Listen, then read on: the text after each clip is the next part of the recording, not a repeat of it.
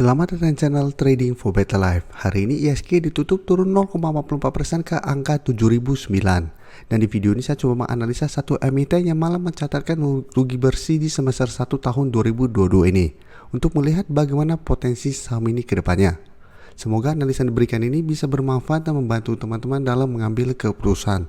Untuk teman-teman mau request saham untuk dianalisa, bisa like dan komentar pada posting Instagram Trading for Better Life yang di-post setiap hari Jumat. Dan bagi teman-teman yang belum subscribe channel ini, silakan tekan tombol subscribe agar tidak ketinggalan informasi dan analisa saham terbaru yang akan di-upload setiap harinya. Saham pertama yang saya analisa adalah saham KF. Saham KF hari ini turun 0,8% ke harga 1240. Bisa kita lihat di grafik, secara tren saat ini KF masih bergerak sangat downtrend. Jadi KF sebelumnya bisa kita perhatikan pada awal-awal COVID sempat naik menyentuh angka 7.000 karena informasi tentang vaksin. Setelah itu bisa kita lihat saat ini harganya cuma di 1.200-an. Jadi penurunannya sudah sangat tajam. Dan hari ini malah turun di bawah support 1.250. Jadi jika kita perhatikan sebelumnya harga 1.250 bisa menahan penurunan dari saham KF, sempat rebound untuk naik di atas garis EMA 50. Tapi saat ini KF terus bergerak turun dalam satu bulan terakhir ini dan saat ini menguji support 1.250. Jadi apabila KF break support ini maka KF berpotensi lanjut turun dan jika kita perhatikan ada potensi menurut saya ke 1.100 sampai 1.120. Jadi hati-hati apabila support yang terlewati, KF berpotensi lanjut bergerak downtrendnya. Apalagi hari ini kalau pemberitaan bahwa KF merugi 205 miliar di semester 1 tahun 2022. Penjualan dia juga turun. Jadi cara laporan keuangan semester 1 ini masih kurang bagus. Cara grafik pun memang KF saat ini masih kurang bagus. Garis MACD pun bisa kita lihat saat ini juga masih terus bergerak turun. Untuk data broker summary pun bisa kita lihat pada penurunan hari ini tidak ada akumulasi maupun distribusi. Tapi asing terlihat melakukan sedikit distribusi. Jadi untuk saham KF saat ini memang menurut saya secara kondisi masih belum ada tanda-tanda untuk bisa bangkit dari downtrendnya. Untuk rebound sementara masih ada potensi karena sebelumnya KF masih bisa rebound dari support ini dan selama beberapa minggu ini KF memang sudah terus bergerak turun. Jadi ada potensi untuk rebound sementara. Tapi ingat, walaupun ada potensi untuk rebound, tapi bisa saya hanya rebound sementara dan setelah itu KF malah melanjutkan penurunan. Jadi untuk KF apabila teman-teman pingin spekulatif buy bisa coba tunggu di sekitar harga 1.250. Apabila KF minggu ini masih bisa naik di atas harga itu bisa coba entry dengan target jangka pendek di sekitar harga 1.300 sampai garis EMA 50. Di saat ini di sekitar harga 1.360. Tapi ingat, apabila teman-teman entry, resiko lumayan besar karena syaratan ini belum bagus dan laporan keuangan semester 1 ini juga belum bagus. Plus belum terlihat ada akumulasi. Jadi apabila mau lebih aman, sebaiknya jauhin saham-saham seperti ini dulu karena secara tren belum bagus dan masih ada potensi untuk melanjutkan penurunan.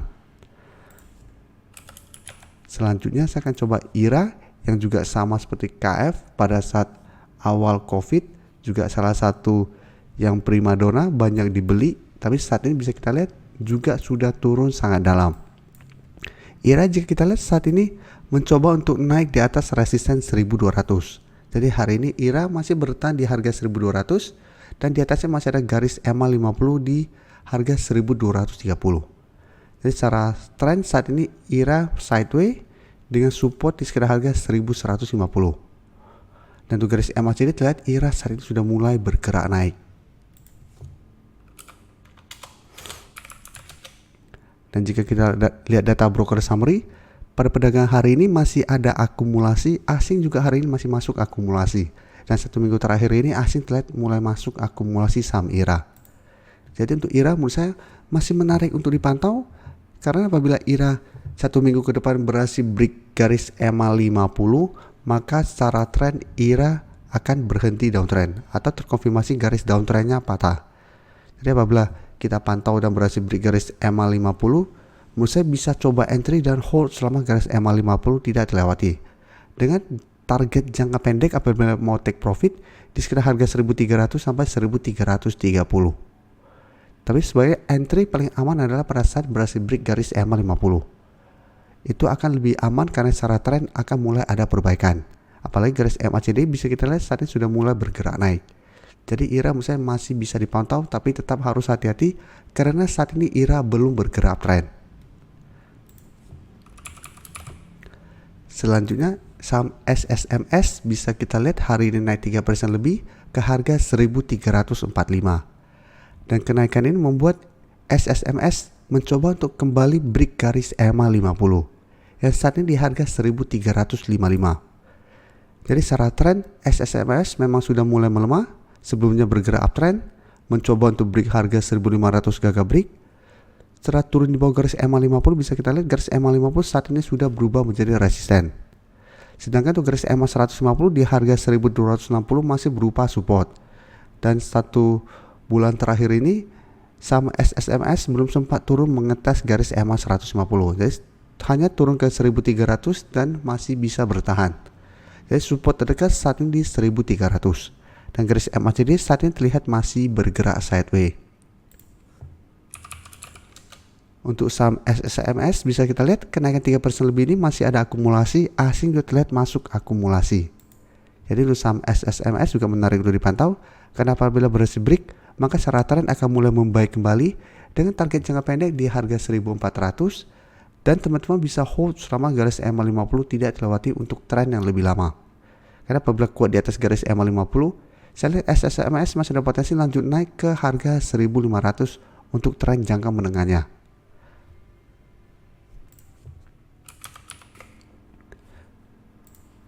Selanjutnya saya akan coba analisa saham INKP yang bisa kita lihat hari ini juga naik 2% lebih ke harga 9.250. Dan secara tren bisa kita lihat saham INKP saat ini trennya masih bergerak tren. Jadi masih berada di atas garis EMA 50 dan 150. Garis EMA 50 saat ini di harga 8.625. Pada tanggal 30 September sempat turun mendekati garis EMA 50, masih bisa bertahan dan saat ini kembali naik mencoba untuk break resisten 9.200. Sebelumnya sempat turun juga mencoba untuk break 9.200 gagal break, malah turun ke garis EMA 50. Dan garis MACD terlihat saat ini juga masih bergerak turun. Dan dari data broker summary jika kita lihat pada kenaikan 2% lebih ini masih ada akumulasi, sedangkan asing memang terlihat masih terus distribusi saham INKP. Jadi dari data yang kita dapat, saya lihat INKP masih ada potensi untuk mencoba break harga 9.200. Apabila berhasil break maka target berikutnya itu di 9.500. Jadi untuk teman-teman saat ini baru mau entry masih bisa pantau saham INKP, bisa tunggu di sekitar harga 9.200. Apabila 1 minggu ini INKP masih kuat berada di atas harga 9.200 bisa coba entry dengan target jangka pendek di 9.500 sampai target berikutnya di 9.750. Karena secara tren INKP masih sangat layak untuk di hold, apalagi untuk teman-teman yang berhasil beli pada saat break garis EMA 150 pada posisi di sekitar harga 7.900an sampai harga 8.000. Itu masih sangat layak untuk di hold karena saat ini belum ada patah tren. Terima kasih telah menonton video ini. Like dan share video ini bila bermanfaat bagi teman-teman, dan support channel ini dengan cara tekan tombol subscribe agar channel ini bisa makin berkembang dan bisa membantu lebih banyak orang lagi. Terima kasih.